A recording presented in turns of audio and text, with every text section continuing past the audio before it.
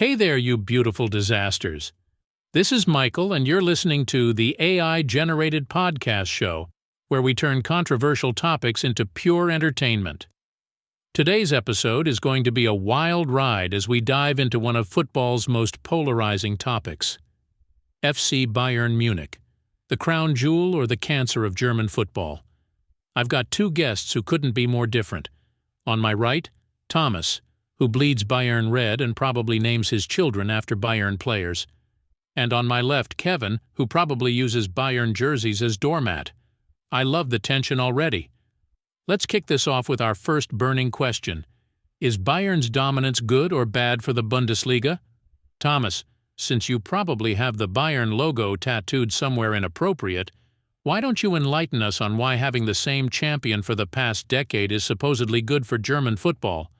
And Kevin, I can see you're already about to explode. Don't worry, you'll get your chance to destroy his arguments in a minute. Thomas, go ahead. Defend your beloved empire. Hey Michael, thanks for that warm welcome. You know, I might just have a Bayern tattoo, but it's definitely not in an inappropriate place. Gotta keep it classy. Now let's talk about Bayern's dominance. First off, I think it's fantastic for the Bundesliga. Sure, we've been the kings of the castle for a while now, but that just raises the bar for everyone else. It's like when you're playing FIFA and you keep losing to your friend who's a pro, eventually you either step up your game or you stay a doormat like Kevin's jerseys. Bayern's success brings in more viewership, more sponsorships, and let's be honest, it's a thrill to watch world-class talent week in and week out. Plus, it creates a narrative. Every season, teams are gunning for us, and that makes for some exciting matches. It's like a game of chess where everyone's trying to outsmart the grandmaster. And let's not forget the impact on youth development. Other clubs see what Bayern is doing and realize they need to invest in their academies to compete. It's a cycle of improvement. So, while some might call us a cancer, I'd say we're more like a healthy dose of competition that keeps the league vibrant. But hey Kevin, I know you're itching to jump in. Just remember, while you're busy hating on Bayern, we're busy collecting trophies. Your turn, buddy. Oh, Thomas, bless your heart. You really think Bayern's dominance is a good thing? It's adorable how you try to spin it into some fairy tale about raising the bar. Let's be real.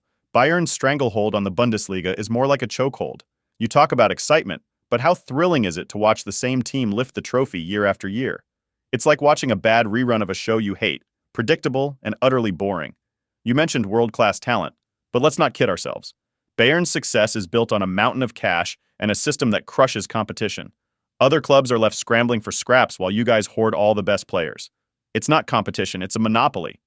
And don't even get me started on the so-called youth development. Sure, other clubs might invest in their academies, but they're doing it to keep up with Bayern's relentless machine. It's like trying to catch a train that's already left the station. And let's talk about the narrative you love so much. The only narrative is Bayern steamrolling everyone else, making the league feel like a glorified training ground. You can call it a healthy dose of competition, but it's more like a virus that's infecting the spirit of the Bundesliga. So while you're busy polishing your trophies, remember that the real beauty of football lies in unpredictability and competition. Bayern's reign is suffocating the league, and I, for one, can't wait for the day when someone finally knocks you off your pedestal. But hey, keep dreaming, Thomas. All right, gentlemen, let's break this down. Thomas argues that Bayern's dominance elevates the Bundesliga, pushing other clubs to improve and fostering youth development. He sees it as a thrilling narrative where teams strive to dethrone the champions. Kevin, however, counters that Bayern's stranglehold creates a predictable league, stifling competition and leaving other clubs in the dust. He views Bayern's financial power as a monopoly that suffocates the spirit of football. If I had to lean one way, I'd side with Kevin on the unpredictability issue. Now, let's dive into our next topic, Bayern's controversial transfer strategy. Thomas, you're up. Bayern's transfer strategy. Music to my ears, Michael. Let me guess. Kevin's about to call us the big bad wolf of the Bundesliga, right? But here's the thing. We're not stealing sheep. We're just smarter farmers. Look, Bayern's transfer strategy is brilliant, and I'll tell you why. We don't just throw money around like some oil-rich clubs I won't name. Cough Kevin's favorite Premier League teams cough. We invest wisely, often snapping up the best talent from within the league. And yes, I know what you're thinking. Oh, Bayern's poaching players again. But come on. It's not our fault if players want to join the best club in Germany. It's like being offered a first-class ticket instead of staying in economy. Who wouldn't take it? And let's not forget, we're not just buying stars, we're making them. Look at Alphonso Davies. Picked him up for peanuts, and now he's one of the best left-backs in the world. Or Thomas Muller, a homegrown legend who's been terrorizing defenses for over a decade. Bayern doesn't just build a team, we build a legacy. But hey, Kevin, I know you're dying to say we weaken the competition by signing their best players. Let me remind you, it's not Bayern's fault if other clubs can't hold on to their talent. Maybe they should focus less on whining and more on building a winning culture. Anyway, over to you, Kevin. Try not to cry while you talk about all the players we've taken from your favorite teams. Oh, Thomas, you smug little Bayern apologist. Smarter farmers? Please. Bayern's transfer strategy is less about farming and more about pillaging. You're not cultivating talent. You're raiding the Bundesliga like a Viking with a checkbook. Let's call it what it is. A systematic dismantling of your competition. You don't just weaken other teams, you gut them, leaving them to rot while you parade around with their best players. And don't give me that nonsense about players wanting to join the best club. Of course they do. Bayern's financial muscle and guaranteed trophies make it impossible for most players to say no. But that doesn't make it noble. It makes it parasitic. You're not building a legacy. You're building a monopoly, one transfer at a time. Lewandowski from Dortmund, Neuer from Schalke, Kimmich from Stuttgart. The list goes on. You don't just buy players, you buy out your competition's future. And Alphonso Davies? Sure, great find. But don't act like Bayern is some underdog scouting genius. You're not Moneyball, you're Monopoly. You can afford to take risks because even if a transfer flops, it barely dents your empire. Meanwhile, smaller clubs are left scrambling to replace the talent you poach, often with a fraction of the resources. And let's not forget the psychological warfare. Bayern doesn't just sign players, they destabilize clubs. How many times have we seen Bayern publicly flirt with a player mid-season, throwing their current team into chaos? It's not strategy, it's sabotage. So Thomas, spare me the winning culture lecture. Bayern's transfer strategy isn't brilliance, it's bullying. And the Bundesliga suffers for it. But hey, enjoy your stolen trophies while the rest of us dream of a league that isn't Bayern's personal playground. Well, that was quite the heated exchange about Bayern's transfer tactics. Kevin, what's your take on our next hot topic? The famous Mia San Mia mentality. Is it really just confidence, as Bayern claims? Or is it the kind of arrogance that makes everyone want to punch them in the face? And please, don't hold back. I can see you're already twitching to tear this one apart. Mia San Mia is the perfect slogan for Bayern's inflated ego. Sure, they tout it as confidence, but let's be real, it's arrogance wrapped in a shiny package. It's like they're saying, we're Bayern, and the rest of you are just here to make us look good. This mentality breeds a toxic atmosphere in the league. It's not just about believing in themselves, it's about looking down on everyone else. When you hear players and fans chant Mia San Mia, it's less about unity and more about entitlement. It's a constant reminder that they think they're above the rest, and that's infuriating. While other clubs are trying to build a competitive spirit, Bayern's attitude is like a giant middle finger to the rest of the Bundesliga. It's no wonder fans from rival clubs can't stand them. They've turned what could be a healthy rivalry into a one-sided affair where they expect everyone to bow down.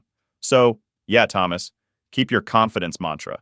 It's just a thin veil for the arrogance that makes everyone want to see Bayern knocked off their pedestal. The league deserves better than that. Oh, Kevin, you really went for the jugular there. But let's be honest, Mia San Mia isn't just a slogan.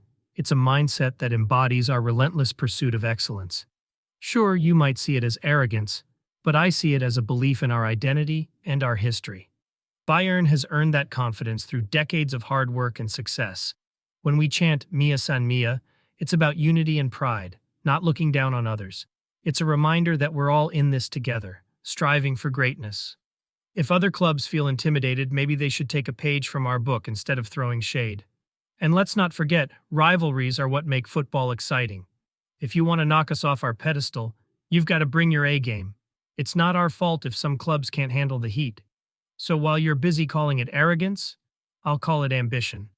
Bayern's mentality pushes everyone to be better, and that's what makes the Bundesliga thrilling. Now let's see if you can back up that middle finger comment with some solid arguments, Kevin.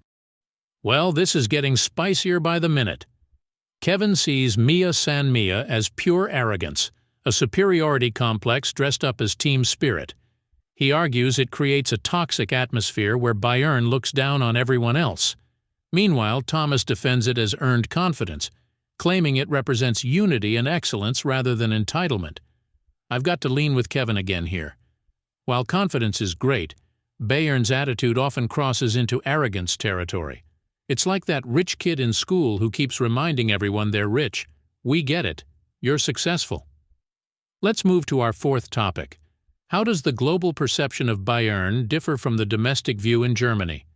Thomas, enlighten us. The global versus domestic perception of Bayern Munich.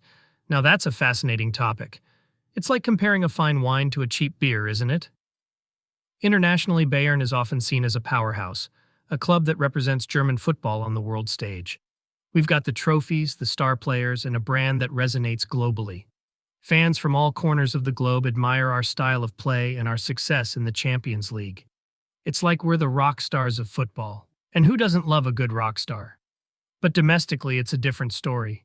Many fans see us as the big bad wolf, the team that's always at the top, and that can breed resentment. Some rival fans might view us as arrogant, and I get it. When you're constantly winning, it can rub people the wrong way. It's like being the kid who always gets picked first in gym class. Not everyone is thrilled about it. Still, I believe that Bayern's success can inspire other clubs to raise their game. So, while some might see us as the rich kid flaunting our wealth, I see us as the benchmark that everyone else should aspire to. Now, Kevin, I know you're itching to jump in. Let's hear your take on how Bayern's perceived in the wild world of football. Oh, Thomas, your comparisons are as inflated as Bayern's ego. Sure, internationally, Bayern is seen as a powerhouse, but that's largely because they've bought their way into that status. It's not just about trophies. It's about how they've manipulated the market and the league to maintain their dominance. Globally, they're the rock stars. But let's not forget that many fans outside Germany see through the facade. They recognize that Bayern's success often comes at the expense of genuine competition. It's like watching a band that only plays in a venue they own. Sure, they're popular, but it's not real competition when they control the stage. Domestically, the resentment is palpable. Fans aren't just annoyed, they're fed up with a club that acts like it's above everyone else. You can't inspire others when you're constantly stepping on their throats. Bayern's attitude creates a toxic environment, and that's why many fans root against them. So, while you see Bayern as a benchmark, I see them as a barrier to true competition in German football. The world may admire the trophies, but the heart of the Bundesliga beats for a league where every team has a fighting chance, not just Bayern's playground. All right, let's break this one down. Thomas paints Bayern as a global rock star, admired for their success and style of play, while acknowledging that domestically, they're often seen as the big bad wolf. He believes their dominance inspires other clubs to improve, setting a benchmark for excellence. Kevin, on the other hand, sees Bayern's global reputation as a facade built on financial dominance rather than fair competition. Domestically, he argues, Bayern's attitude fosters resentment and stifles the Bundesliga's competitive spirit. I'm leaning toward Kevin again. Bayern's global success is undeniable, but their domestic impact feels more like a barrier than inspiration. Now let's tackle our final topic: the challenges of staying relevant in modern football's globalized, money-driven environment. Kevin, what's your take? Staying relevant in today's football landscape is a massive challenge, especially for a club like Bayern that's used to being at the top. The game has become a financial arms race, and while Bayern has the resources, it's not just about money anymore. It's about adaptability and innovation. Bayern's financial power gives them an edge, but it also creates complacency. They can't just rely on their past successes or their ability to poach talent. The rise of clubs with wealthy owners like Manchester City and PSG shows that money alone doesn't guarantee success. These clubs are redefining what it means to be competitive, and Bayern needs to keep pace. Moreover, the global fan base is evolving. Younger fans want more than just trophies. They crave authenticity, connection, and a sense of community. If Bayern continues to act like the untouchable giant, they risk alienating these fans. They need to engage with their supporters, invest in grassroots initiatives, and show that they care about more than just winning. In short, Bayern must evolve or risk becoming a relic of a bygone era. The world of football is changing, and if they don't adapt, they might find themselves on the outside looking in, even with all their trophies. Kevin, you've hit the nail on the head with that one. Staying relevant in this ever-evolving football landscape is no small feat, especially when the game is increasingly driven by money and flashy ownership. But let's not forget, Bayern has a history of adapting and thriving, and I believe we can continue to do so. While it's true that financial power can lead to complacency, Bayern has a strong foundation built on tradition, youth development, and a winning mentality. We've been at the forefront of innovation in training and scouting, and that's what keeps us competitive. Just look at our academy. Producing top talent like Jamal Musiala shows we're not just about buying success, we're about nurturing it. And you're right about the younger fan base wanting more than just trophies. Bayern has been making strides in engaging with fans, both locally and globally. We're not just a club, we're a community.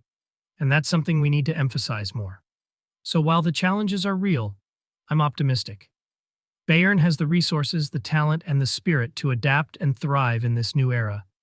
Now let's see if you can convince me otherwise, Kevin. What's your counter to that? Oh, Thomas, your optimism is almost charming. Sure, Bayern has a history of adapting, but let's not pretend that it's all sunshine and rainbows. The reality is that while you tout your academy and youth development, the club still relies heavily on its financial clout to maintain its status. Yes, Jamal Musiala is a fantastic talent, but how many other clubs have produced stars only to see them poached by Bayern? It's a cycle that stifles true competition. You talk about community, but let's be honest, Bayern's community often feels like a facade. When you're constantly reminding everyone that you're the best, it's hard to foster genuine connections. Fans want to feel like they're part of something, not just spectators in Bayern's glory parade. And while you're busy patting yourselves on the back for innovation, other clubs are catching up. The landscape is shifting, and Bayern can't afford to rest on its laurels. The financial powerhouses are evolving, and if Bayern doesn't keep pace, they risk being left behind. So while you're optimistic, I see a club that needs to wake up and realize that the game is changing. Adaptation isn't just about resources. It's about humility and recognizing that the Bundesliga deserves a competitive spirit, not just a Bayern monopoly. All right, let's wrap this up. Kevin argues that staying relevant is a significant challenge for Bayern in today's financial arms race. He emphasizes that while Bayern has resources, they must adapt and innovate to keep pace with clubs like Manchester City and PSG. He warns that their financial power could lead to complacency and alienate younger fans who seek authenticity and community. Thomas counters that Bayern has a strong foundation in tradition and youth development, believing they can continue to thrive. He points to their academy and recent efforts to engage with fans as signs of their adaptability. If I had to lean here, I'd side with Kevin. While Bayern has a rich history, the changing landscape of football demands more than just financial clout. It requires genuine connection and humility. So, after exploring these 5 themes, it seems I leaned more towards Kevin's perspective overall. Bayern's dominance, transfer strategy, and mentality often come off as arrogant, and their global reputation can overshadow the need for genuine competition in the Bundesliga. In conclusion, while Bayern Munich is undeniably a powerhouse, the club must recognize the importance of fostering a competitive spirit in German football. Otherwise, they risk becoming a relic in a rapidly evolving game. Thanks for joining us today, Thomas and Kevin. Until next time, keep the debates alive.